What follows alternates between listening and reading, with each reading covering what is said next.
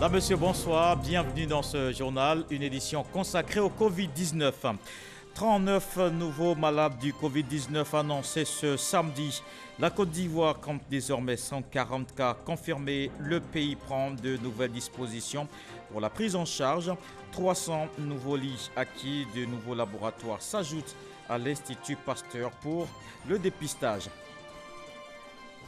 143, 101 et 125, voilà les lignes vertes pour vous orienter et vous informer sur la maladie à coronavirus Covid-19. Alerte, message de sensibilisation des numéros très sollicités. Le centre d'appel reçoit plus de 1000 coups de fil par jour. Ce dispositif d'écoute des populations sera renforcé. Et puis c'est la fin du confinement à Wuhan. Cette ville de Chine, berceau du Covid-19, tente de tourner la page. La vie reprend son cours lentement. Les autorités ont par ailleurs mis en garde contre les déplacements inutiles qui peuvent favoriser la propagation du virus. Bienvenue dans le 23h. La courbe continue de grimper dans le monde. La lutte aussi ne faiblit pas. Voici toute l'actualité sur le Covid-19.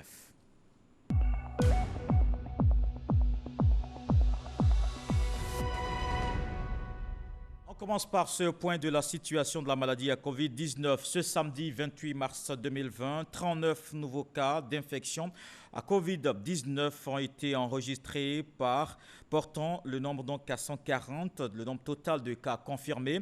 Par ailleurs, relativement aux nouvelles mesures de confinement de la ville d'Abidjan par le gouvernement, le ministère de la Santé et de l'Hygiène publique a mis en place des équipes de contrôle sanitaire aux différents postes de sortie d'Abidjan. Devant les signes suivants, fièvre, toux, courbature et ou difficultés respiratoires, nous vous informons, nous vous prions de rester chez vous et de contacter de toute urgence les numéros gratuits suivants.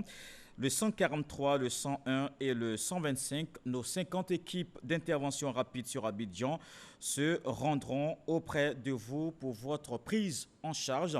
L'épidémie à Covid-19 est une maladie grave et mortelle avec une contamination rapide. C'est pourquoi nous insistons sur le fait de réduire vos déplacements le plus possible car le virus ne se déplace pas, c'est nous qui le déplaçons. Il est indispensable d'intégrer dans nos habitudes quotidiennes les mesures sanitaires indiquées par le gouvernement. Le ministère de la Santé et de l'Hygiène publique appelle à la responsabilité de tous pour lutter efficacement contre cette pandémie. C'est fait à Abidjan le 28 mars 2020, Dr Eugène Akaouele, ministre de la Santé et de l'Hygiène publique. Plus de 600 000 cas confirmés dans le monde, près de 28 000 décès, 201 pays, zones ou territoires concernés. L'Europe est le continent le plus touché avec plus de 300 000 cas, dont près de la moitié vient de l'Italie. 86 498. En Espagne, on dénombre 64 059 contaminés, quand la France compte 37 575. En Europe, les décès s'élèvent à plus de 20 000. Un autre continent touché, l'Asie, 102 043 contaminations, dont 3 683 décès. Ici en Côte d'Ivoire, le gouvernement a fait le traditionnel point quotidien sur la pandémie. La Côte d'Ivoire renforce ses mesures de riposte. 300 nouveaux lits acquis pour la prise en charge des malades atteints du Covid-19. De nouveaux laboratoires s'ajoutent à l'Institut Pasteur pour le dépistage. Dès demain, des équipes vont assurer le contrôle sanitaire des populations aux différentes sorties du Grand Abidjan. Des détails avec Mahama Traoré. En Côte d'Ivoire, la barre des 100 malades atteints du Covid-19 a été franchie. Face à la menace de propagation, les autorités sanitaires renforcent les capacités de prise en charge. Au niveau du ministère de la Santé, nous avons augmenté notre capacité de plus de 300 lits pour la prise en charge des malades atteints du Covid-19. Il s'agit bien sûr on va le faire par des préfabriqués. Les sites retenus sont l'hôpital militaire d'Abidjan, l'hôpital général d'Agnaman, le SAMU dans le cours du CHU de Cocody et l'espace qui est au CHU de Yopougon. Également, le point important, c'est que la Côte d'Ivoire a augmenté sa capacité de test. Vous verrez, on teste de plus en plus de personnes et cela se fait à travers, en plus de l'Institut Pasteur, d'autres laboratoires vont pouvoir servir de de laboratoire de test. Est-ce conseillé de se procurer soi-même de la chloroquine pour se prémunir de cette pandémie? Je voudrais insister sur le fait que la chloroquine n'est pas un médicament qu'on doit prendre pour se protéger du Covid. Tout le monde va acheter de la chloroquine actuellement. Moi, je voudrais mettre en garde les populations ivoiriennes. La chloroquine se donne seulement à l'hôpital dans un protocole bien établi. C'est seulement sous prescription médicale qu'on prend la chloroquine. Il n'est pas question, il n'est pas conseillé qu'un Ivoirien aille à une pharmacie ou dans un circuit parallèle à acheter de la chloroquine. Dès ce dimanche minuit, le Grand Abidjan sera coupé de l'intérieur du pays, exception faite aux déplacements justifiés et autorisés. Les laissez-passer qui seront délivrés au sein du cabinet du ministre de la Sécurité et de la Protection civile en ce qui concerne Abidjan et dans les préfectures des départements pour l'intérieur du pays restent des laissez-passer délivrés exceptionnellement pour des cas d'urgence. Il faudrait rappeler à nos concitoyens que même munis d'un laissez-passer, toute sortie ou entrée à Abidjan, on passera par un corridor sanitaire où des agents de l'Institut national d'hygiène publique prendront avec le pistolet automatique la température de chacun. Dans la nuit du vendredi, 41 personnes ayant violé la mesure de couvre-feu ont été interpellées. Elles seront traduites devant les juridictions compétentes.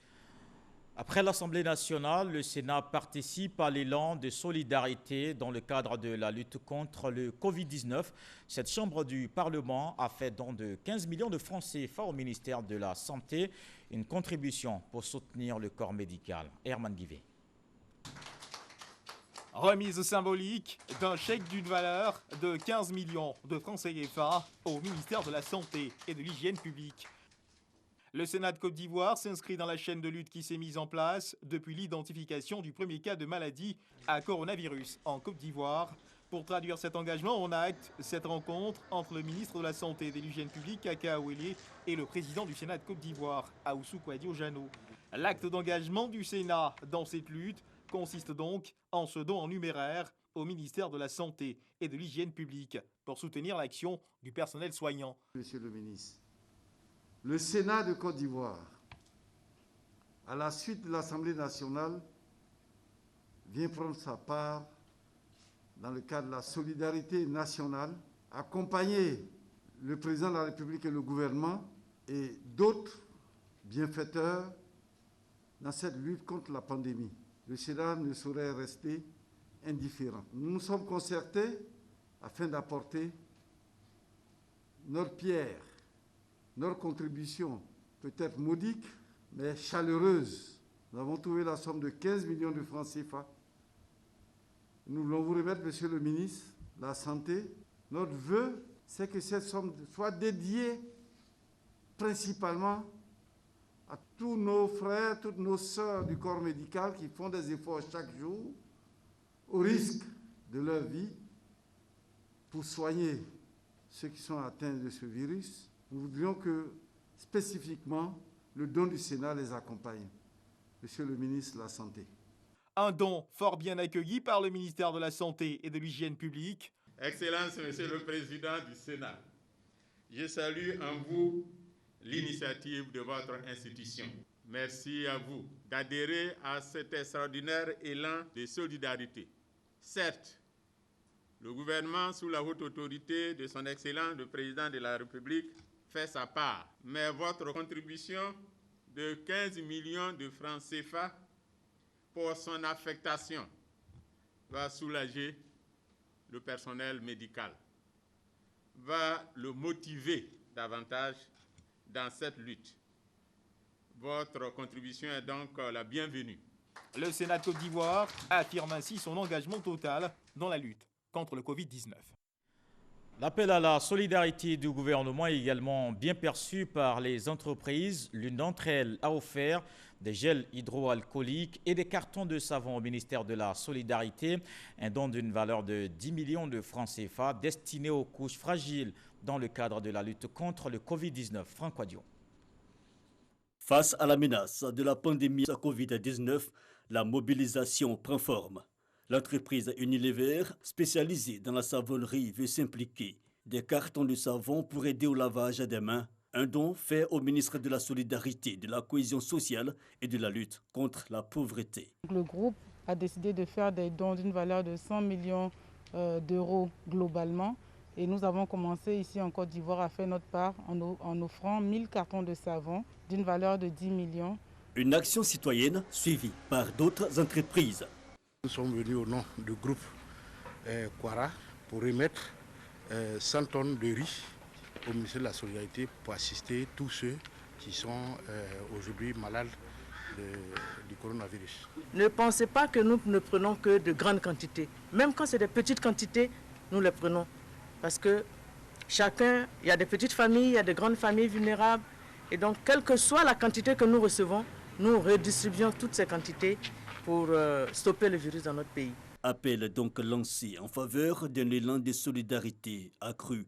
La chaîne de collecte, mais surtout celle de la distribution, est en marche pour bouter hors du pays, voire du continent et même du monde, la pandémie à coronavirus Covid-19. Et justement, du matériel et des vivres pour les populations de Dabou, un don du Premier ministre afin de lutter efficacement contre le Covid-19. C'est le ministre Emmanuel Essi qui a remis aux associations ce lot de kits de prévention. Il invite les populations à s'inscrire dans le combat contre le coronavirus. Serge Coléa.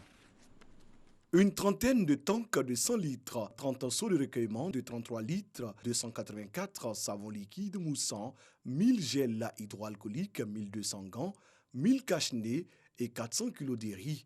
Ces dons sont mis à la disposition des leaders associatifs, chefs traditionnels, guides religieux et autres associations engagées dans la lutte contre le coronavirus à Dabou. Le don du Premier ministre Amadou Gon Coulibaly a été remis par le ministre Emmanuel Essi Esmel. Il s'agit d'aider ces acteurs à mieux sensibiliser les populations. C'est le respect des consignes qui ont été données qui vont nous permettre d'arrêter la propagation de ce virus. C'est ce message que nous avons porté ce matin à nos frères et à nos sœurs de Dabou pour leur dire d'être très vigilants sur le respect de ces consignes et apporter notre modeste contribution au nom du Premier ministre pour que les différents responsables de santé, les différents responsables des couches de quartier puissent soulager les populations et surtout leur permettre de pouvoir traverser cette période difficile. Ces kits remis aux groupes de sensibilisation et au personnel soignant sont destinés essentiellement aux populations.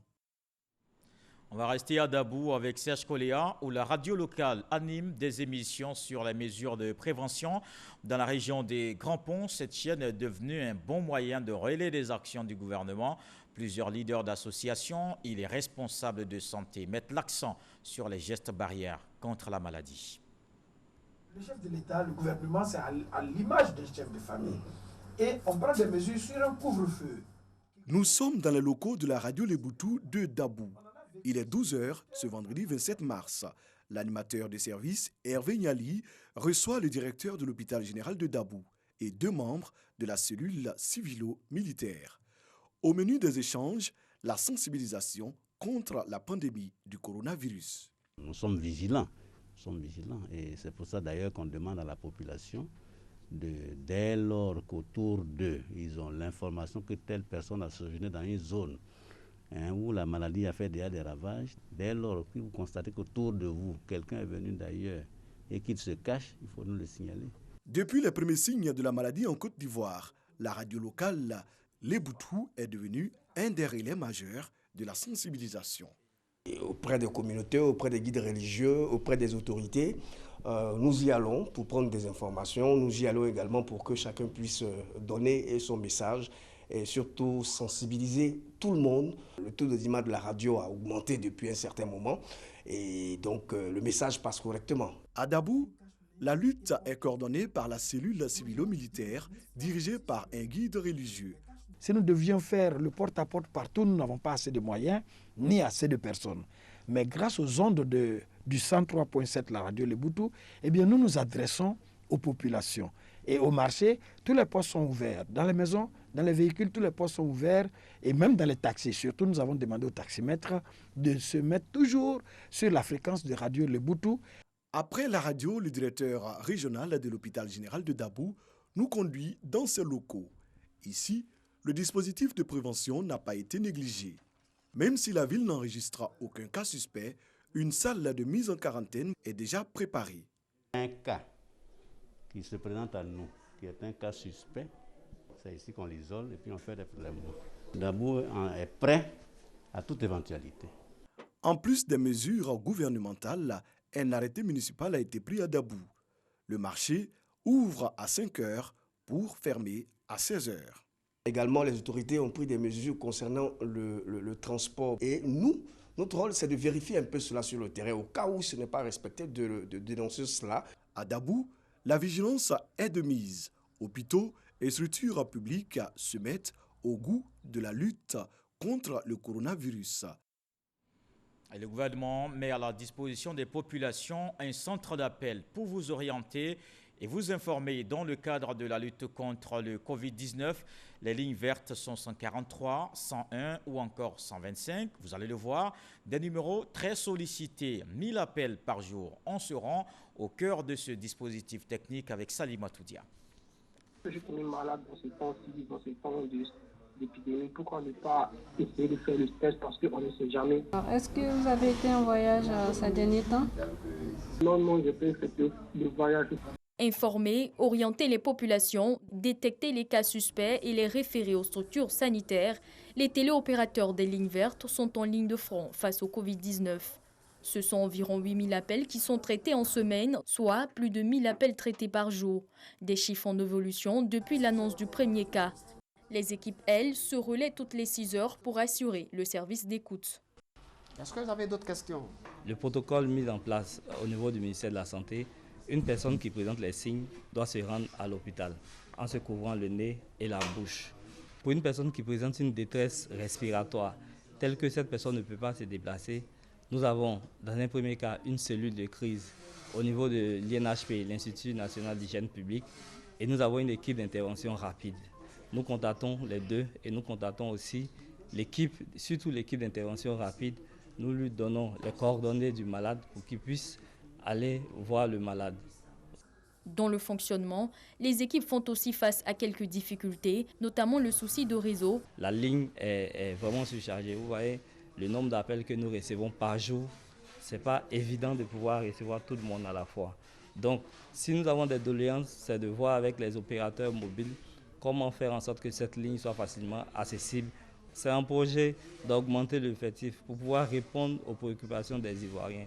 Des travaux d'extension du centre d'appel en cours pour accroître la capacité de travail des téléopérateurs avec plus de postes téléphoniques. Toutefois, ils devront continuer à gérer quelques cas d'indiscipline. Comment avez-vous prévu? D'accord, monsieur. Si vous voulez payer des gants ou toute autre chose, vous devez vous rendre à la pharmacie ou au marché. Mais hier, on a allé à la pharmacie, on dit que on dit qu'il y a un coup de feu, le dossier là vient derrière l'homme. D'accord, monsieur, vous avez toute la journée pour acheter des gants, d'accord? Le couvre-feu, il est de 21h à 5h. Ouais, 21h à 5h. Exactement. Mais moi, hier, on a attrapé mon grand frère. Des situations délicates qu'ils rencontrent au quotidien sur leur ligne, mais qui n'entravent pas leur volonté de lutter contre la maladie. 143, 125, 101, ce sont les lignes vertes gratuites mises à la disposition des populations pour toute urgence. Elles aussi sont en première ligne dans l'application effective des mesures de l'état d'urgence. Il s'agit notamment du couvre-feu de 21h à 5h. La police vient de bénéficier d'un lot de protection dans le cadre de la lutte contre le Covid-19. Abou Sanogo. Pour aller au contact des citoyens, les fonctionnaires de police pourront se protéger et sensibiliser sur les mesures barrières afin de se prémunir du Covid-19. La police nationale se dote de moyens pour contribuer à la lutte contre la maladie à coronavirus Covid-19. Elle vient de recevoir du ministre de la Sécurité et de la Protection civile, Fagondo Diomandé, un important lot de matériel. Les partenaires amis du ministère de la Sécurité et de la Protection civile, amis de l'État, ont bien voulu soutenir la police nationale, celle qui est en première ligne aux côtés des médecins du corps médical dans cette lutte. C'est constitué de matériel de protection essentiellement que je voudrais vous remettre pour le compte de la police nationale en vous félicitant de l'engagement de notre police dans ce combat et en encourageant chaque policier à continuer la mission qui lui a été confiée par l'État C'est ensemble que nous allons vaincre cette pandémie et j'y crois dans la discipline et dans l'abnégation. La police fera ce qu'elle a à faire. Elle va accompagner la population dans ces moments difficiles. Merci, Monsieur le ministre. Avec le matériel de protection reçu, les fonctionnaires de police pourront, lors des contrôles et autres missions à leur assigner menées dans le cadre des mesures de confinement, contribuer à la lutte contre le coronavirus. Ce sont des masques de protection, des gants, des kits supports à eau, des cartons d'eau de javel, des lunettes de protection, des ensembles imperméables, des bottes jaunes, des pulvérisateurs, du liquide hydroalcoolique, qui ont été offerts par le ministre de la Sécurité et de la Protection civile, Vagondo Diomandé. On va rester chez les hommes en tenue. La police spéciale des routes mise en mission par le ministre des Transports, Amadou Koné, les engage à faire barrière au Covid-19 dans les gares routières. Il sensibilise les usagers et les transporteurs sur le respect des gestes barrières. Lanciné Bakayoko. Cette opération anti-coronavirus dans les gares routières est conduite par les équipes du ministère des Transports, composées essentiellement d'agents de l'OSER et de la police spéciale de la sécurité routière. Objectif, amener le maximum d'usagers des véhicules de transport en commun à comprendre le mal que représente cette maladie. Transporteurs, nous sommes dans votre milieu. C'est nous qui faisons le transport, c'est nous qui transportons les hommes. Mais ceux que nous transportons, ils peuvent avoir des maladies. On ne sait pas parce que le virus, lui, il est invisible. Mais le petit apprenti, là, lui, dort dans le bac. Donc, toutes ces mesures qu'on donne là, c'est pour vous-même, les chauffeurs, les propriétaires, les apprentis d'abord. Si vous faites respecter que vos clients qui sont atteints et que vous ne voyez pas, quand ils vont toucher vos véhicules, vous ne puissiez pas attraper ça aussi. Les mesures arrêtées par les autorités sanitaires ont été rappelées aux acteurs et usagers du transport routier. Il s'agit entre autres de la réduction du nombre de passagers dans les véhicules, du lavage obligatoire des mains pour tous avant embarquement et du port obligatoire des gants et du cache-nez pour les conducteurs et autres convoyeurs. Si vous ne le faites pas, la répression va commencer. Si vous pensez que vous êtes malin, vous allez plus perdre. Parce que le policier va vous prendre devant. S'il voit qu'il y a plus de 4 personnes, c'est-à-dire qu'il doit y avoir 4 personnes, y compris le chauffeur dans la voiture. Au-delà de ça, il va vous sanctionner. Un autre terrain pour un même combat. Adama Touré, président de la coordination nationale des gares routières, lui a conduit une caravane qu'il a transportée à Bingerville et à Cocody, où il a distribué des kits, mais aussi à sensibiliser. Nous sommes très fiers de cette mission parce qu'elle sauvera des vies à coup sûr, parce que sauver une vie n'a pas de prix. Alors nous sommes en train de passer le message qu'il faut à nos mandats, nos conducteurs et chauffeurs et transporteurs, pour dire que quand il est question de mort, l'argent n'a pas sa place. Ces missions de sensibilisation devraient s'étendre sur l'ensemble des communes du district d'Abidjan. La lutte contre le Covid-19 se poursuit dans les gares, mais aussi sur les marchés. La coalition nationale des consommateurs SOS Vie Chère en sensibilisation à Adjamé. La campagne s'étendra sur tout le district d'Abidjan. Les commerçants appelés au respect des prix des produits désinfectants. Jamar Djadji. Commune d'Adjamé, nous sommes à la gare Jenny Kobina de Williamsville. Là-bas, le président de la coalition des organisations de consommateurs SOS Vie Chère interpelle les transporteurs, des contrevenants, aux mesures de prévention contre la maladie à coronavirus Covid-19. Il ne faut plus dépasser les touches.